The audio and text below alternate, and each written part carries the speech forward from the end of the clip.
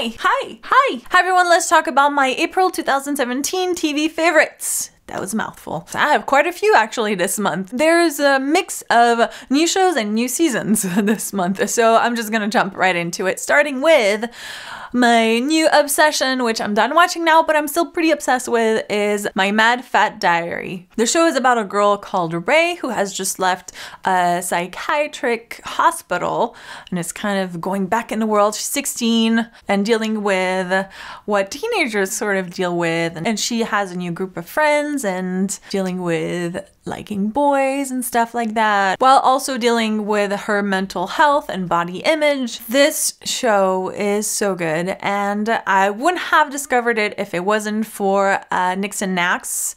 I'll put her YouTube channel in the description somewhere in the screen. Go check her out. She talks a lot about movies and TV shows, and she had mentioned the show a while back, and so I decided to check it out, and she was right. It's pretty great. So highly recommend My Mad Fat Diary. There are 3 seasons. They're really short season. I think first season is like 6 episodes.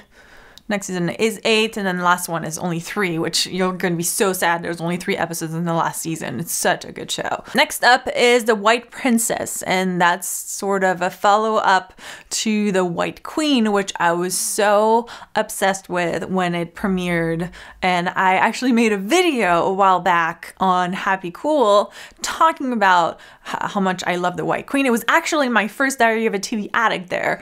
And I was talking about how much I love The White Queen, so I'll put the link to that video in the description. And so this is like the sequel to that story. The daughter of the White Queen is kind of focused more on her in this. It's as good as The White Queen. If you loved The White Queen, then you're gonna love it. If you haven't seen The White Queen, I highly recommend you watch that and then watch this one, although you can watch this one without having seen the other one. The series focuses on Elizabeth of York and her marriage to Henry VII. It's fantastic. Fantastic performances, and fun fact, the actress who plays Elizabeth, Jodie Comer, also stars in My Mad Fat Diary. She's not the main character, but she's a friend of the main character.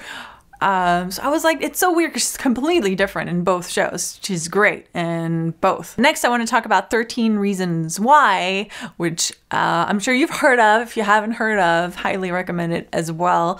A new series on Netflix, which focuses on a teenage girl who commits suicide, but before committing suicide, she creates 13 tapes, each with a different reasons that led to her killing herself, and then she kind of passes those tapes on to the people responsible for her killing herself, and it's a really powerful show. Obviously, it's hard to watch, and it's pretty dramatic, pretty intense. It might not be something that you would want to watch because it's quite depressing, but it's really well done. So if it's a topic that really interests you, I highly recommend you watch it. Next is Call the Midwife, season 6.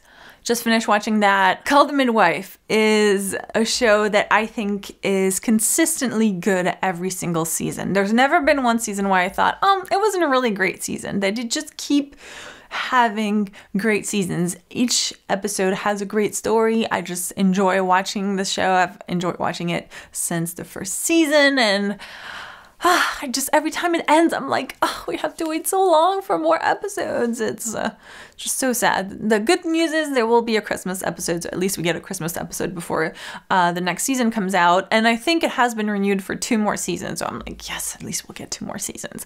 But yeah, it's such a good show. If you haven't seen it, I highly recommend you watch it. Obviously, every show on this list, I highly recommend you watch. Call the Midwife, in case you don't know. It's about a group of midwives in the 1950s, kind of, and their work and the people that come into their lives.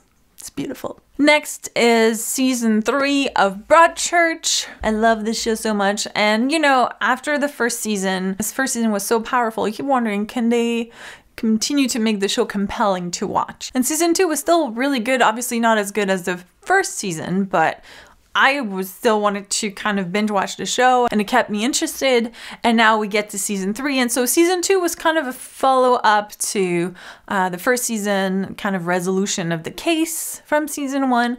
Season 3 takes on a new case, and it's still pretty compelling. I mean, I was like, I can't wait to watch it all and figure out what happened and who did it and what's the whole story. It was good. And last but certainly not least, Doctor Who is back for season 10. I mean, obviously, I'm not done watching season 10 because it's still airing, but I'm loving Bill so much. The new companion, Bill, is so good. She is so lovable, I think, from the moment she's on screen, which doesn't always happen. I don't think I've loved every single companion right away. But Bill, I'm just like, love you. Just, yep, I'm in.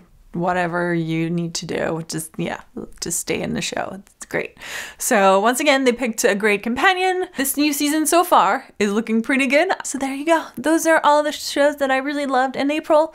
There will be plenty more in May because I'm already watching quite a few that I want to talk about. So I would love to, of course, hear what shows you've been watching this month that you've been really loving and really obsessing over. So let me know in the comments. I don't have any additional thoughts. I'll say bye. Bye. Bye.